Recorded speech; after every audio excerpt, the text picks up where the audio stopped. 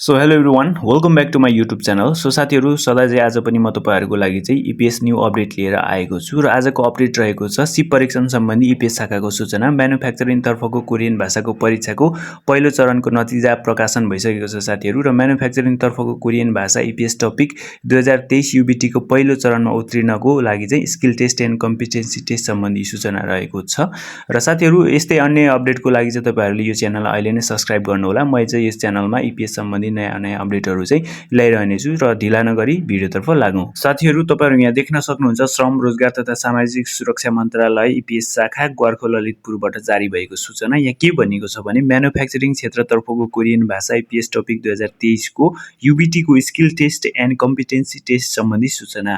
नेपाल सरकार श्रम रोजगार तथा सामाजिक सुरक्षा मन्त्रालय र गणतन्त्र कोरिया श्रम तथा रोजगार मन्त्रालय बीच सम्पन्न समझदारी पत्र एमओयू अन्तर्गत कोरियाली नेपाली कामदार पठाउने सिलसिलामा उम्मेदवारहरूको छनौट गर्न एचआरडी सर्भिस अफ कोरियाबाट मिति 2080 साल 11 महिना 7 गतेदेखि 2080 साल 12 महिना 24 गते तदनुसार इस्वी सम्मत फेब्रुअरी 19, 2024 टु अप्रिल 6, 2024 सम्म सम्पन्न भएको म्यानुफ्याक्चरिङ तर्फको पहिलो चरणको कोरियन भाषाको नतिजा एचआरडी सर्भिस अफ कोरियाबाट प्राप्त भएको बेहोरा सम्बन्धित सबैको लागि जानकारीको लागि यो सूचना प्रकाशित गरिएको छ। भनेको मतलब तपाईहरुले चाहिँ अस्ति भर्खर 11 महिना 7 गतेदेखि 24 गतेसम्म जसले त इक्जाम दिनुभयो उहाँहरूको चाहिँ म्यानुफ्याक्चरिङ क्षेत्रतर्फको पहिलो चरणको चाहिँ नतिजा चाहिँ प्रकाशन भइसकेको छ। तपाईहरुले पनि पक्कै पनि नतिजा हेरिसक्नु भयो होला र सफल पनि हुनुभएको होला। जुन चाहिँ तपाईहरुको पहिलो चरणको परीक्षा थियो साथीहरु, यहाँ अरु के भनेको छ भने पहिलो चरणको कोरियन भाषाको परीक्षाको नतिजामा उत्तीर्ण हुनुभएका परीक्षार्थीहरुको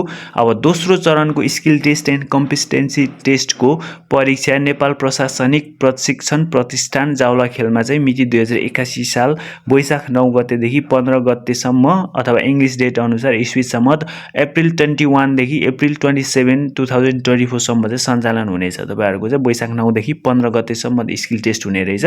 जो उत्तीर्ण भएको छ तपाईहरु चाहिँ कहाँ जानुपर्ने रहेछ भन्दाखेरि चाहिँ नेपाल प्रशासनिक प्रशिक्षण प्रतिष्ठान जुन चाहिँ जावलाखेलमा रहेको छ। तपाईहरुले गुगल म्यापमा पनि हेर्न सक्नुहुन्छ।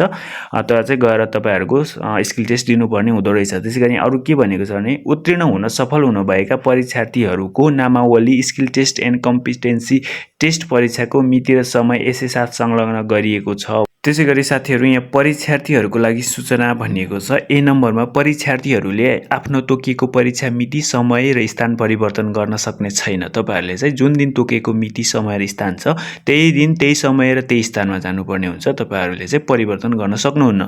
त्यसैगरी बी नम्बरमा भनिएको छ सूचीमा तोकिएको मिति र समय भन्दा अघि पछि परीक्षा स्थलमा प्रवेश गर्न पाइने छैन। सूचीमा तपाईको समय र मिति जुन दिन तोकिएको छ तपाईहरु त्यही समयमा त्यही मितिमा चाहिँ त्यहाँ पुगिनु हुन्छ। अलिकति ढिला भयो भने पनि तपाईहरुको चाहिँ प्रवेश रोक हुनेछ। त्यसैगरी सी नम्बरमा भनेको छ परीक्षार्थीहरुले आफ्नो सक्कल पासपोर्ट र प्रवेश पत्र अनिवार्य रूपमा लिई आउनु पर्नेछ, अन्यथा परीक्षा स्थलमा प्रवेश गराइने छैन। तपाईहरु परीक्षा दिन जाँदा सक्कल आफ्नो चाहिँ ओरिजिनल पासपोर्ट लिनु होला। त्यसैगरी प्रवेश पत्र एक्जाम दिन जाँदा लिएको प्रवेश पत्र त्यो लिएर जानु होला। तपाईहरुसँग त्यो भएन भने पनि तपाईहरुलाई चाहिँ प्रवेशमा रोक गरिनेछ। त्यसैगरी डी नम्बरमा भनेको छ परीक्षार्थीहरुले skill test and competency test परीक्षामा सहभागी नभएमा चाहिँ म्यानुफ्याक्चरिङ सेक्टरको भाषा परीक्षाको उत्तीर्ण सूचीमा समावेश हुने छैन। यो त तपाईहरुले बुझिहाल्नु होला। त्यसैगरी ई नम्बरमा भनेको छ परीक्षार्थीहरुले परीक्षाको समयमा प्रमाणीकरण प्रमाणपत्रको सक्कल लिई उपस्थित हुनुपर्ने छ। त्यसैगरी लास्टमा के भनेको छ भने कोरियन भाषा उत्तीर्ण हुनु भनेको रोजगारीको छनौट प्रक्रियामा सामेल हुनु, रोस्टरमा सूचीकृत हुनु मात्र हो, 100% रोजगारीको ग्यारेन्टी भने होइन।